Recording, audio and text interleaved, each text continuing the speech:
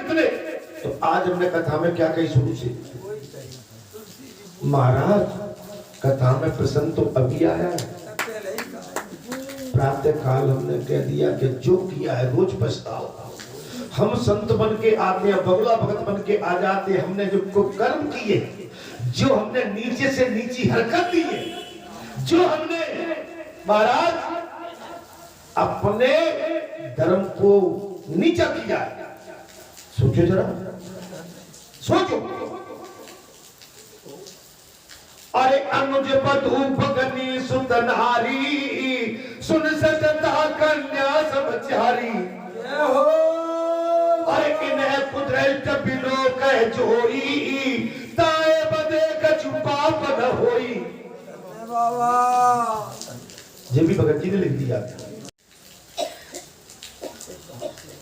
ये तुम्हारी हमारी तपस्या जब भी हमारी सफल हो, साधना हमारी जब भी सफल हो, तब लिखते रहे उसी क्षण अपने छोटे भाई शंख के दोनों हाथ काट दिए हो। उसी समय लिखित ने अपने छोटे भाई शंख के दोनों हाथ काट दिए। शंख अपने आश्रम में लौट आए और वहां उन्होंने पुनः बड़ी घोर तपस्या की। बाबा हाथ कटने के बाद भी तपस्या की है। इससे संतुष्ट होकर महादेव जी ने उन्हें प्रत्यक्ष दर्शन दे दिया। आप अपने पापों को याद करें, हम किससे क्या कह देते हैं, तर्क कुतर्क में, नादानी में हम बात का बतंदर खड़ा कर देते हैं। हम बड़ा बनने के लिए ऐसी बात कह देते हैं कि हम बड़े तो नहीं बन पाते, और उन बातों को कहने से हम छोटे गिर जाते, हम बड़े नहीं बन पाते। कुछ संसारी वातावरण ऐसा कर देते हैं कि हमारा कद और पद दोनों गिर जाते।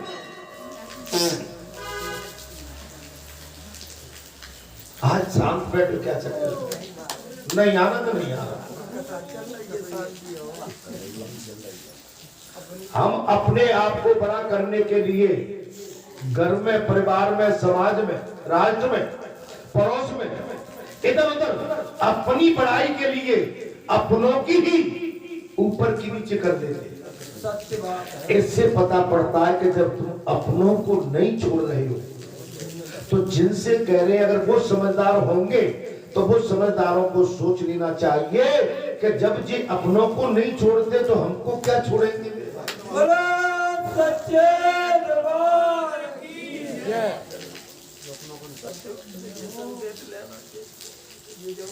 आज जो भी कान धर के सुनते हैं उनको भी सावधान रहना चाहिए कि ये जो कहने वाला निंदक है कि निंदा कर रहा है, तुमने कहीं छोटी उमूटी बात कर दी तो ये जब तुम्हारे अपने घर की निंदा जहाँ कर रहा है और तुम्हारी छोटी बातों को ले जाकर भी ये सब जगह तुम्हारी भी निंदा करेगा।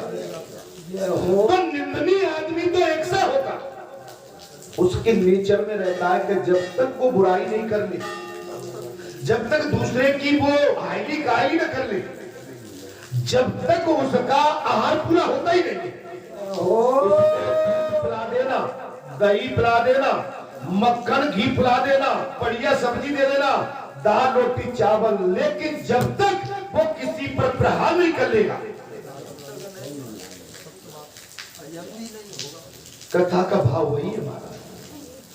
उस समय भगवान शंकर ने कहा, हे वत्स, तुम वरदान मांगो। उन्हें प्रत्यक्ष दर्शन दिए और कहा, ब्राह्मण तुम मनोवांछित वर, हे ब्राह्मण मनोवांछित फल मांग।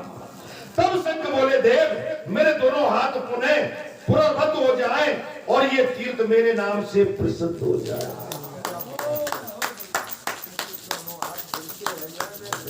मेरे जो दोनों हाथ कट गए थे वो उनमें पुनर्वृद्धि हो जाए और ये स्थान मेरे नाम से प्रसिद्ध हो जाए। शंख तीर्थ। जो कोई अन्नहीन, अधिकांग अथवा रोगग्रस्त यहाँ स्नान करे वो शीघ्र ही फिर से नवीन हो जाए। मेरे जैसे हाथ कटे हैं, अंगहीन, रोग से ग्रस्त, अपाहिज, कुरूप, कुरोध, अगर ऐसा कोई जीव आता है, इसमें स्नान करे तो वो तुरंत उसको नया जीवन प्राप्त, नूतन निर्दोष शरीर प्राप्त हो जाए। भगवान शिव ने कहा, हे विप्रदेव, आज से ये तीर्थ तुम्हारे नाम से विख्यात होगा, शंख तीर्थ। तपस्या करना पड़ती है। आप समझ लो किसी के घर में, मैं बात वही कहीं भी जाके, भले ही तुम्हारा खास भाई, एक चीज और मैं बोल देता हूँ, तुम्हारा खास भाई है, चाहे छोटा हो चाहे बड़ा हो, अगर बड़े को भी छोटे को भी ये अधिकार नहीं है कि बड़े भाई के शयन कक्ष तक आ जाए। धन्यवाद। और बड़ा भाई तो जाने क्यों लगा, उसको तो बड़ापन है, तो वैसे ही समझदारी होना चाहिए। उसके शयन कक्ष, आप अपने बहू बेटे जिस कक्ष में, आज एक बात और खोल के, जिस घर में आपकी बहू और बेटा शयन करते हैं, जिसमें वो रात्रि शयन करते हैं, आपको, हमको, बड़े बुढ़ों को उस कक्ष में जाना भी नहीं चाहिए, कभी भी, कभी भी, कभी भी। बोलो सच्चे दरबार की जय। बाबा तुम्हारी नहीं आएंगे। माता पिता के कक्ष में बेटा बहू आ सकते हैं, लेकिन माता पिता बेटा बहू के कमरे में नहीं जा सकते हैं, जहाँ वो शयन करते हैं, जहाँ वो रहते हैं, जहाँ बैठते हैं, अपनी पत्नी, अपनी माने पुत्र वधू के साथ जो है। समझ, बहुत बड़ी बात है। अब तुम मानो या ना मानो, मैं क्या कह सकता, लेकिन आजकल तो भाई को सास समझ नहीं पहुंची, बहू उठी ना, बहू उठ गई तो बड़ा जोर है, अरे तुम्हें क्या लेना देना, ये संस्कार पहले ही दे दी। बेटा, हमने तो पुराने जमाने में वो देखा है महाराज, ये बड़े बूढ़े बैठे हुए हैं कि जी कब सोते थे, कब उठे आते थे, कब बाहर निकल जाते थे, पता नहीं पड़ता था महाराज।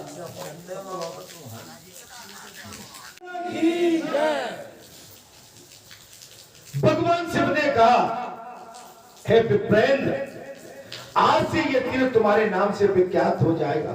चैत्र मास शुक्ल पक्ष में जब चंद्रमा महाराज चित्रा नक्षत्र में स्थित हो जाए, उस समय जो भी कोई न्यूनांग, अपंग या अधिकांग मनुष्य भी या स्नान करेगा, वो सुवर्ण के समान उसका शरीर स्वर्ण सुंदर हो जाए।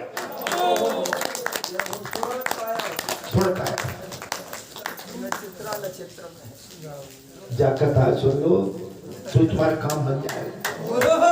अपने मन को यहाँ रखो, और ये भाई जो राम रचना का, तुम तो बढ़िया आदमी हो, ब्रह्मचारी आदमी हो, काहे को चक्कर में पड़े हो, तुम्हारी कमी मवी सब जहाँ से बराबर बढ़िया। अरे किसी के क्या तुम्हारा है? उस दिन वहां श्राद्ध करने से पितर लोग भी उत्तम तृप्ति को प्राप्त हो। हे विप्रवर, भगवान शंकर बोले, आज चैत्र मास का शुक्ल पक्ष है, आज तीसरे पैर चंद्रमा का चित्रा नक्षत्र से योग में जाएगा। उस समय उपवास पूर्वक बड़ी भांति स्नान करने पर तुम्हारे दोनों हाथ तत्काल प्रवत है सुंदर रूप में युक्त हो जाएगा। गुरु बाबा शंकर भगवान की जय। भगवान शंकर वरदान दे गए हैं शंख को आज ही हो जाए, ऐसा कहकर भगवान शिव अंतर ध्यान हो गए हैं। और शंख मुनि ने कुपित काल दिन के तीसरे पैर में स्नान किया। स्नान करते ही उनके दोनों हाथ पूर्वतः जैसे थे वैसे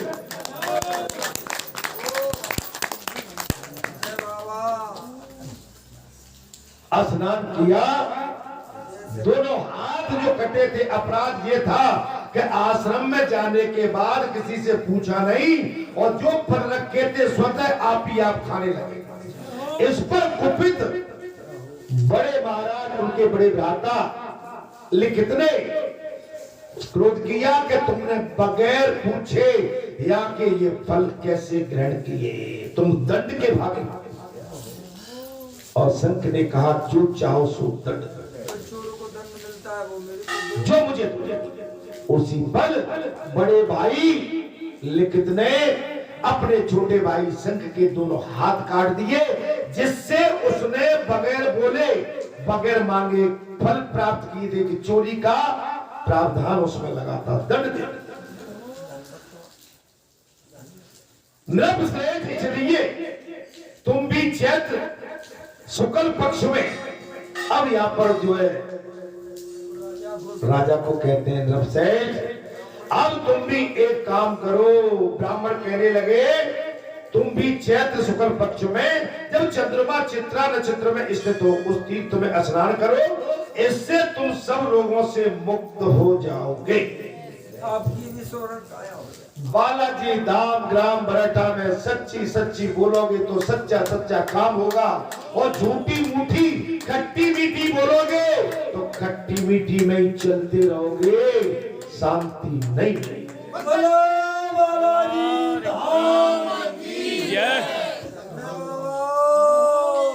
बालाजी धाम ग्राम बरेटा में सच्चा उपहास और सच्ची प्रतिज्ञा और सत्य के मार्ग पर चलोगे तो भाई विजय पथ को और स्वर्ग को प्राप्त करोगे। और आपने रास्ता बदला तो भाई रास्ते से भटक जाओगे और संसार की मार इतनी पड़ेगी कि जीवन भर कराते रहोगे। इस जीवन में तो कराओगे ही, आगे आने वाले जीवन में भी आप पीड़ा ही पीड़ा बोलो बालाजी सरकार की जय। इसलिए मैं तुमसे सब रोगों से मुक्त हो जाओ, और इसमें तनिक भी संशय नहीं है, इसलिए मैं तुम्हारे सामने सत्य सत्य सत्य बात बुरा मत माना करो। ढोलक वाले से कितना मैं डांट देता हूँ, बुरा नहीं मानता। अगर मेरे सुर में सुर नहीं मिला होगा तो मैं कहता हूँ भाई क्या कर रहे हो, सही चलो, तो वहां पर हमारे अंदर द्वेष कलेश नहीं आना चाहिए। अगर मेरे साथ मुझसे कुछ पाना चाहते हो, सीखना चाहते हो, तो पहले तो अपनी नादानी को अलग ले। अगर तुम वास्तव में ही कुछ अच्छा बनना चाहते हो तो तुम्हें मेरी जो पढ़ाई है, मेरी पढ़ाई में बहुत आपको कठिनाई होगी। अगर इस कठिनाई को झेल गए तो बेड़ा पार होगा। तो मैं भी भाई पढ़ाई जब भी पढ़ा पाता हूँ तब मैं कठिनाई झेल के जहाँ आता हूँ तब। मैं भी कोई ऐसे ही नहीं है कि भैया डल्लब के गद्दे पे से उठ के और डल्लब के गद्दे पे आके बैठ जाता हूँ। नहीं, तपस्या तो नहीं कर रहा, मैं तो अपना कर्म कर रहा। अब ये तो भगवान जाने के क्या तपस्या होती है, अगर उनको अच्छा लगेगा तो वो जाने, और नहीं भी लगेगा तो वो जाने। लेकिन मैं इतना पक्का कह रहा हूं कि मेरा मन संतोष में रहता है कि मैंने जो कुछ कहा था, मैंने जो किया था, मैं खुद संतुष्ट हूं। अगर मैं संतुष्ट नहीं हूं तो मुझसे फिर आप कैसे संतुष्ट हो जाओगे? सत्य बात है। सभी का महाराज जी की जैसे तो पश्चाताप होता है कि हमने ये गलत किया, गलत माने या न भाई। वेद कह रहा है, साफ कह दिया मैंने, मंदिर के लिए भी और आश्रम के लिए भी मैंने प्रातः काल कह दी। रसोई में भी जाओगे और रसोई में सब घूमते हैं, कहीं रसोई का आप निरीक्षण करते हो भाई। रसोई में तो रसोईया है, रसोईया ने रसोईया पका दी, रसोई में हमें इधर उधर हाथ मारने की जरूरत नहीं है।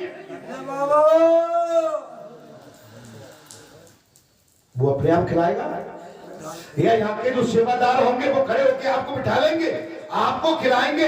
लेकिन एक चीज और सुन लेना, मेरी माताएं बहुत, जब भी कोई कार्यक्रम होता है इधर उधर के कार्यक्रम, तो रसोई में बैठते हो। रसोई में अनाधिकृत प्रवेश वर्जित है। हो बाबा, ये हनुमान जी की रसोई है। जय हो। अब जो चाहता है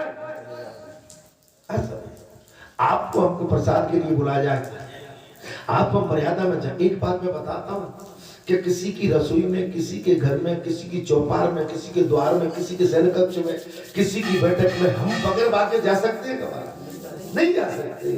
जब हम जाएंगे तो हमारे पीछे और भी लग जाएंगे। जब हम ही इस मार्ग को बिगाड़ेंगे तो मार्ग और भी बिगाड़ने वाले बहुत बैठे। नहीं आई सकते। आपको हमारे सेवादार ले जाते हैं, बैठ के आपको खिलाते हैं। अगर कोई बात पड़ गई कि भाई पूरी बेला, कभी बाई चांस तो 2-4 पैर बेटी चली। लेकिन मैं यहाँ एक चीज और देखता हूँ कि जिसके भी भंडारे होते हैं, अच्छा तुम लोग तो यहाँ के सेवादारों में जो भी आते हैं वो चले जाते हैं उसमें अंदर, वो गलत करते। माने कौन किस भाव से आया है, कौन शुद्धता में है, कौन अशुद्धता में है, किसके आचरण क्या है, वो यहाँ के आचरण को नहीं समझ रहा। इसमें से बालाजी का भोग निकलता है, मैया का भोग निकलता है जी, हमारे घर की चौखट नहीं है। आप स्वीकार करें तो ठीक है, तुम जैसे चलाते हो चलाते हो भाई। मर्यादा तो होना चाहिए।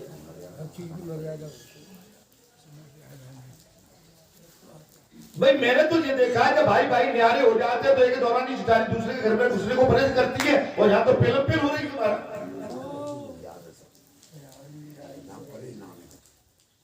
नहीं, ये तो बैठने के लिए जगह बना हुआ, लेकिन रसोई वाली भीतर में क्या है, क्या बन रहा हुआ है, डब्बा उठाता है कोई, मुझ में तो शिकायत आती है क्या बना। अरे भाई क्या तुम, ये तुम्हारा घर है भाई, जो बना होगा भगवान का प्रसाद बना है, तो जैसा तुम्हें मिल जाए तुम्हारे सामने आ जाए। एक मर्यादा बहुत बड़ी चीज रहती। मैंने तो इसलिए कथाम बात निकल पड़ी है कि किसी भी आश्रम में, किसी भी संत महात्मा के पास में, किसी के घर में, किसी के द्वार में, किसी की फूल बगिया में, किसी की सब्जी की बगिया में आप अनाधिकृत प्रवेश नहीं कर सकते। किया है तो पहले उसकी आज्ञा ले लो। ये हो रसोईया क्यों रखा पे हमने? अगर तुम्हें ज्यादा शौक है तो रसोईया को बाहर करते तो तुम बनाओ खाओ जैसे जाओ। गर्मी में उसके लत्ते उड़ जाते, वहां तब कोई नहीं आता, पसीना टपकता है 1-1 कुंटल उसके शरीर से।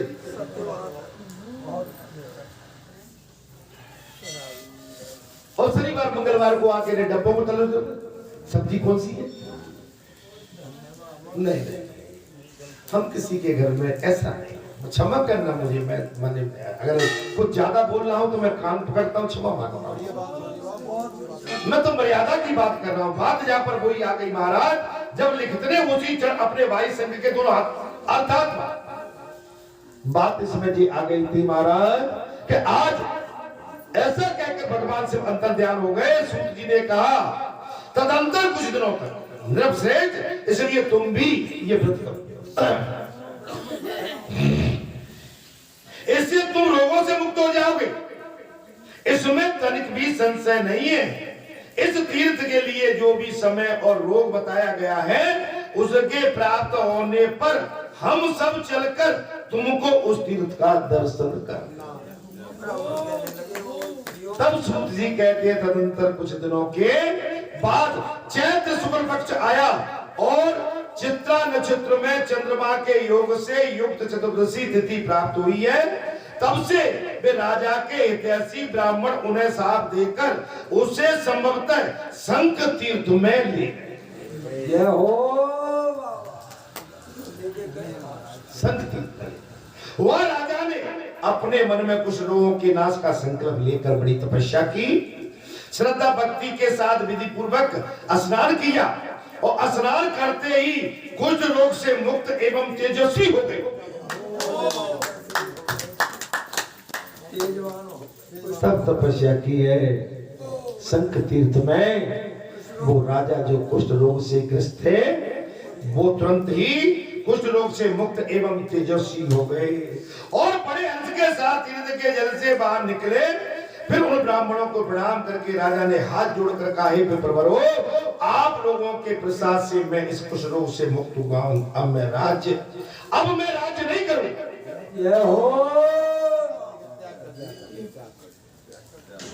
अब मैं राज अगर कथा यहाँ सुनली सच्ची तो नाती पोता, खेत खलियान, चौपे पौगे, दाल रोटी आटा, घर की चौखट, अरे थोड़ा दूरी बना के रखो। ये मार्ग बहुत ही अच्छा है।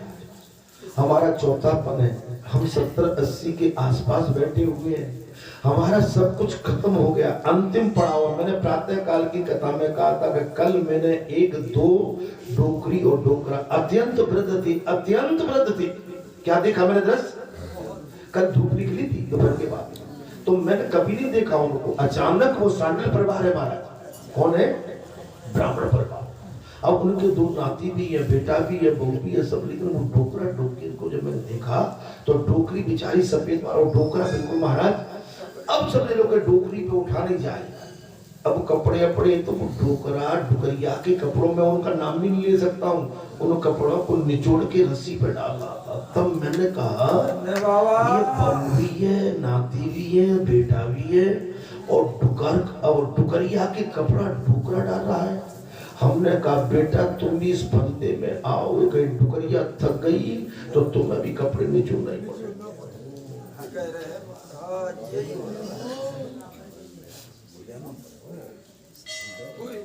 और डुकरा थक गया तो डुकरिया तो करती तो समझ लो, जैसे लाल खून जो अभी दिखता है, नया खून जो दिखता है, हमारा भी नया खून था, लाल खून था। आंखें पीछे लगी थी उस समय, अब आंखें सामने आ गई है कि बेटा सामने देख के चलो, पीछे देखोगे तो गिर जाओगे, हाथ पैर टूट जाएंगे, कोई उठाने वाला भी नहीं मिलेगा महाराज।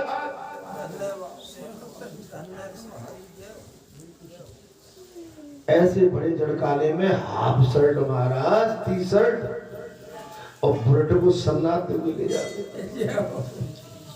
हाफ शर्ट, काहे की सर्दी, बैठे कभी सूटर पहनते ही नहीं, काहे की सर्दी। अब तो ठठुर जाते महाराज, की बन जाते। अब तो बोलते रहते तासी, नहीं तो घर में जाकर नहीं और बोलते।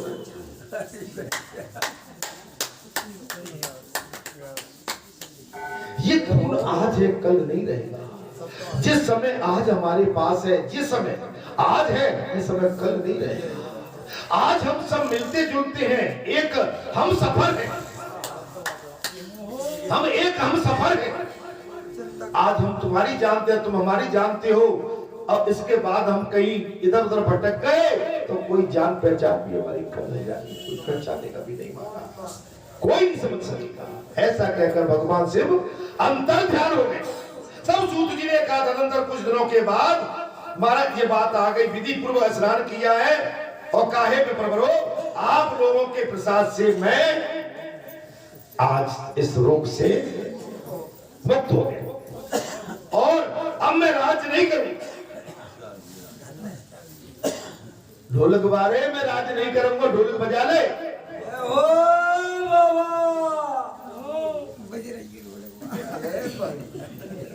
अब मैं खोल के कार्य करूं तो ब्याहुना बात, तू कहां भगत रहे तो भाई। अरे तब तो हमने तुझसे ब्रह्मचारी कहा था, सुबह कथा में तेरी प्रशंसा भी कर दी, फिर भी नहीं समझ रहा था।